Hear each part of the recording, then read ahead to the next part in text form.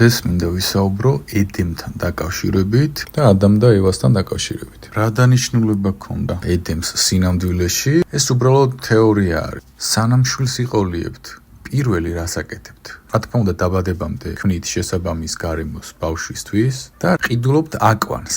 იმისთვის, რომ გარკვეული პერიოდი, სანამ ჩამოყალიბდება ჩვილი ბავშვი, გარდამავალი პერიოდი უსაფრთხოდ გაატაროს აკვანში. შესაბამისად, შემქმნელმა ადამიანისთვის შექმნა უსაფრთხო სივრცე, სახელად ედემი. ეს იყო ის პერიოდი, სადაც უნდა ჩამოყალიბებული იყო ადამი და ევა. ჩამოყალიბების შემდეგ უნდა გასულიყო დედამიწაზე ველურ ბუნებაში. იმიტომ რომ შემქმნელს პირდაპირ რომ ველურ ბუნებაში ჩაისვა ადამი, ანუ ვეფხვი შეჭამდა, ანუ რაღაც შეჭამდა, ან ის შეჭამდა, ან ის შეჭამდა. ადამი და ევასთვის ედემი იყო ბუფერული ზონა. ჩემის აზრით, ადამი და ევა კი არ გამოაძევეს ედემიდან, არამედ უბრალოდ ეს იყო დროებითი სივრცე, რომელიც უნდა დაეტოვებინა. როგორც ადამიანი არ აგრძელებს აკვანში ცხოვრებას, ისე არ აპირებდა ადამი და ევა ედემში ცხოვრებას. ფიზიკურადაც ვერ დაეტევოდა ცივილიზაცია ადამიანების ედემში. ედემი არის აკვანი, დროებითი სამყოფელი ადამი და ევას. ედემი რომ მუდმივი სამყოფელი ყოფილიყო, ისინი იქნებოდნენ შემქმნელის ტყვეები,